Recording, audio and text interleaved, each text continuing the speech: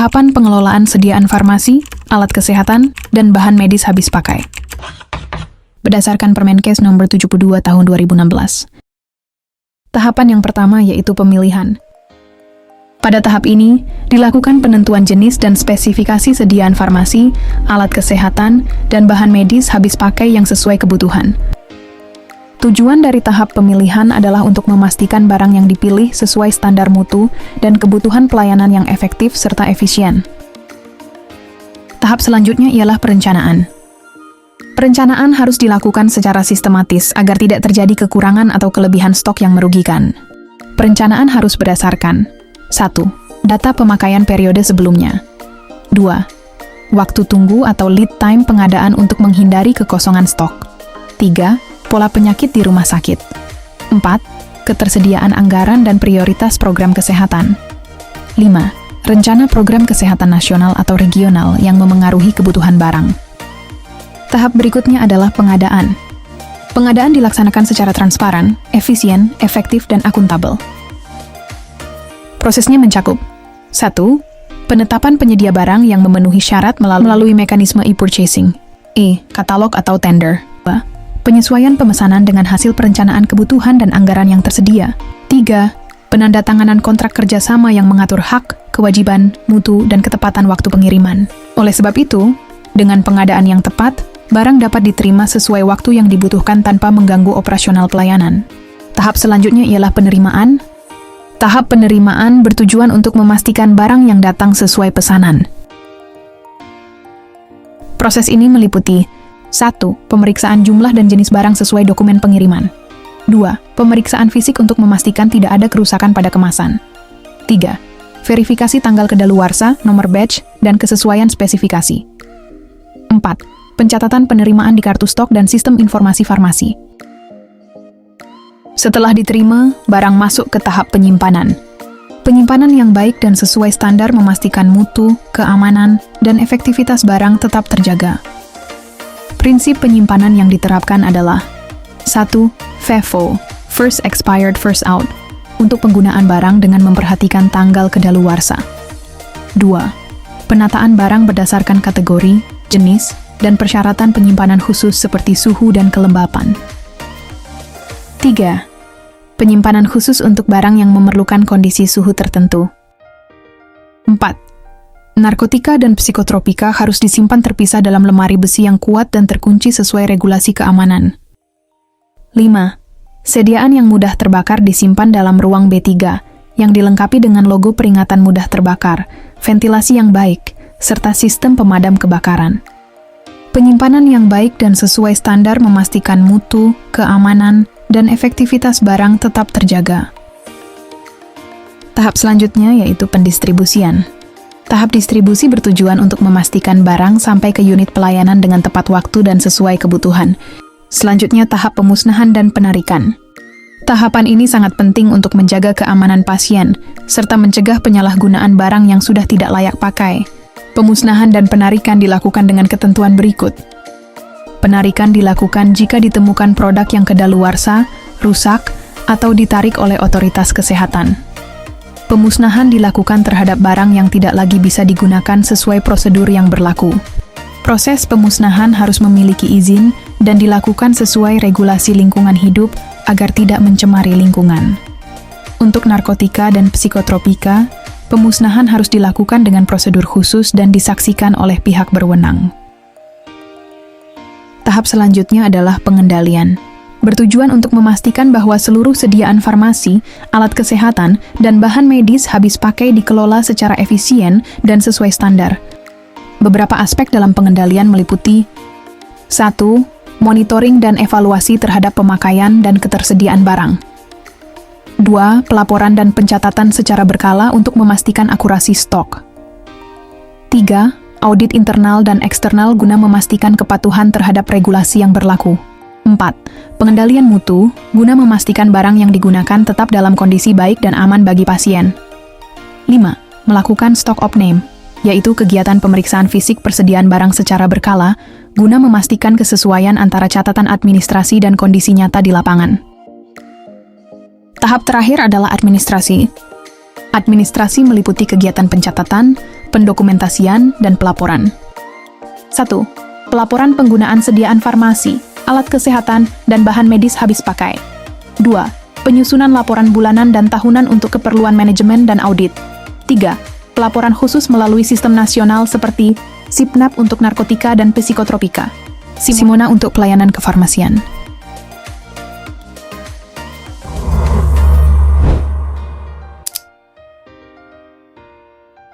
Tahap pertama yaitu penyerahan resep dari pasien. Pasien memberikan resep dari dokter yang menangani di poliklinik. Selanjutnya dilakukan screening resep. Setelah resep diterima, apoteker melakukan verifikasi dan evaluasi resep untuk memastikan obat yang diresepkan sesuai dengan kondisi pasien.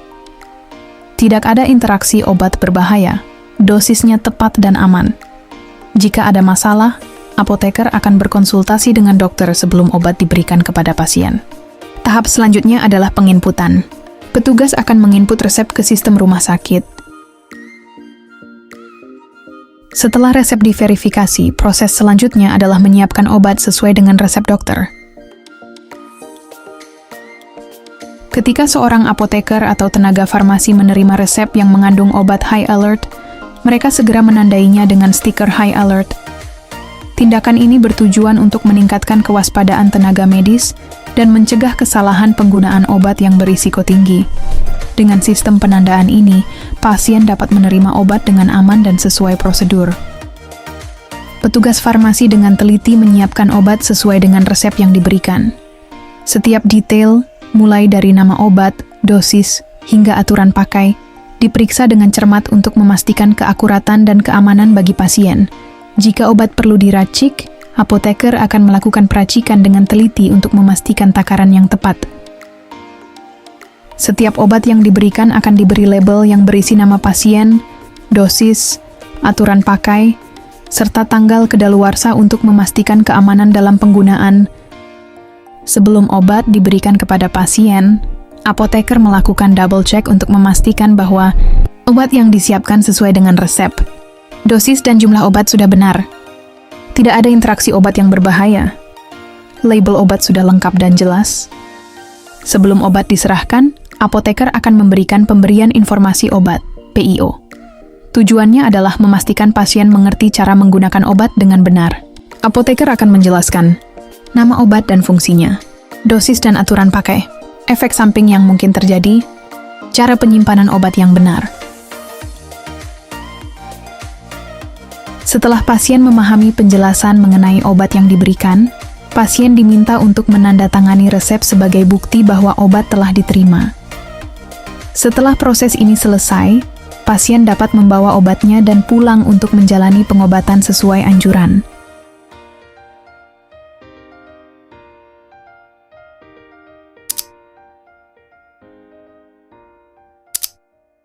Konseling kefarmasian adalah komunikasi antara apoteker dan pasien untuk memberikan informasi yang tepat mengenai obat yang digunakan. Ini mencakup cara penggunaan, efek samping, hingga interaksi dengan makanan atau obat lain, serta cara penyimpanan yang benar. Tujuan konseling diantaranya: 1. Meningkatkan hubungan kepercayaan antara apoteker dan pasien. 2. Meningkatkan kepatuhan pasien dalam menjalani pengobatan. 3. Mencegah atau meminimalkan masalah terkait obat. 4. Meningkatkan kemampuan pasien memecahkan masalahnya dalam hal terapi. 5. Membimbing dan mendidik pasien dalam penggunaan obat sehingga dapat mencapai tujuan pengobatan dan meningkatkan mutu pengobatan pasien. Kriteria pasien untuk dilakukan konseling diantaranya: 1. Pasien kondisi khusus seperti pediatri, geriatri, gangguan fungsi ginjal, ibu hamil dan menyusui. 2. Pasien dengan terapi jangka panjang atau penyakit kronis seperti TB, DM, epilepsi, dan lain-lain. 3. Pasien yang menggunakan obat-obatan dengan instruksi khusus seperti penggunaan insulin, inhaler.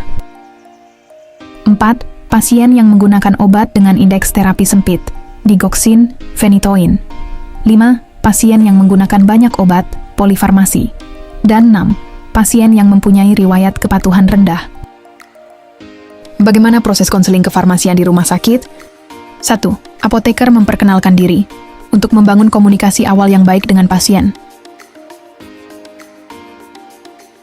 2. Identifikasi pasien. Apoteker mengecek riwayat kesehatan pasien dan memastikan identitas pasien. 3. Edukasi penggunaan obat. Apoteker menjelaskan dosis, jadwal, dan efek samping obat. Dengan 3 prime question, apa yang dikatakan dokter kepada Anda tentang obat ini? Bagaimana cara Anda menggunakan obat ini? Apa yang harus Anda harapkan dari obat ini? 4. Tanya jawab dengan pasien. Pasien dapat bertanya jika ada hal yang tidak dipahami. 5. Ringkasan dan konfirmasi pemahaman. Apoteker memastikan pasien memahami informasi yang diberikan sebelum menyelesaikan sesi. Dengan mengikuti aturan pemakaian obat yang benar, Anda dapat meningkatkan efektivitas terapi dan mengurangi risiko efek samping.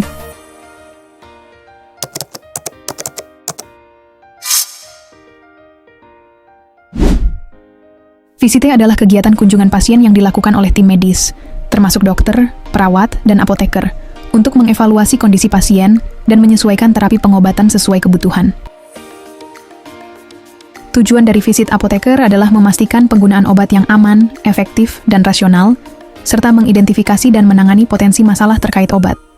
Dengan adanya peran apoteker dalam visit, pasien dapat memperoleh terapi obat yang lebih optimal dan terhindar dari efek samping atau interaksi obat yang tidak diinginkan. Langkah pertama yang dilakukan apoteker dalam visit adalah menganalisis Kardex dan CPPT pasien dengan metode SOAP. Selanjutnya, apoteker melakukan rekonsiliasi obat untuk memastikan kesesuaian obat yang digunakan pasien sebelum dirawat, obat transfer dari IGD ke rawat inap, serta obat herbal yang dikonsumsi 3 bulan sebelumnya. Tujuan dilakukannya rekonsiliasi obat diantaranya 1. Memastikan informasi yang akurat tentang obat yang digunakan pasien. 2. Mengidentifikasi akibat ketidaksesuaian terdokumentasinya, instruksi dokter. 3. Mengidentifikasi ketidaksesuaian akibat tidak terbacanya instruksi dokter. Apoteker juga bertanggung jawab dalam melakukan monitoring efek samping obat, MESO, untuk mendeteksi dan melaporkan efek samping obat yang dialami pasien.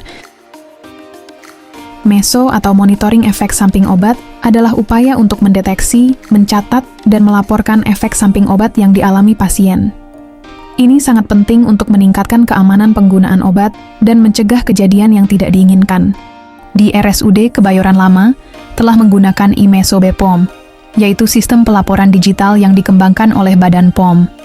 Dengan iMeso, tenaga medis dapat dengan cepat dan akurat melaporkan efek samping obat yang dialami pasien secara real-time. Berikut merupakan contoh formulir MESO.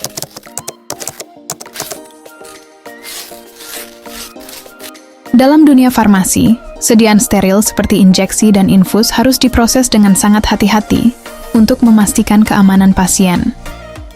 Sediaan steril adalah obat yang harus bebas dari mikroorganisme dan partikel yang dapat membahayakan pasien.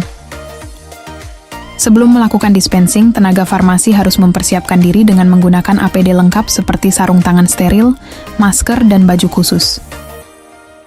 Lingkungan kerja juga harus memenuhi standar steril, seperti di ruang bersih, clean room, atau laminar airflow cabinet. Proses dispensing meliputi 1. Mengecek resep dan jenis obat yang akan disiapkan. 2. Menyediakan alat dan bahan dengan teknik aseptik. 3. Menarik obat dari vial atau ampul menggunakan spuit steril. 4. Mencampur obat sesuai dengan instruksi yang benar. 5. Memastikan tidak ada kontaminasi sebelum obat diberikan ke pasien. Obat yang sudah siap kemudian dikirim ke ruang rawat pasien atau diserahkan kepada tenaga medis untuk digunakan.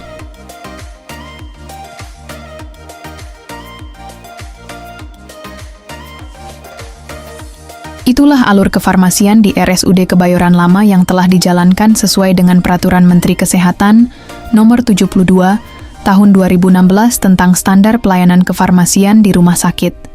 Dengan standar ini, pelayanan kefarmasian di rumah sakit diharapkan dapat memberikan manfaat maksimal bagi pasien, memastikan penggunaan obat yang rasional, serta meningkatkan keselamatan dan kualitas hidup pasien.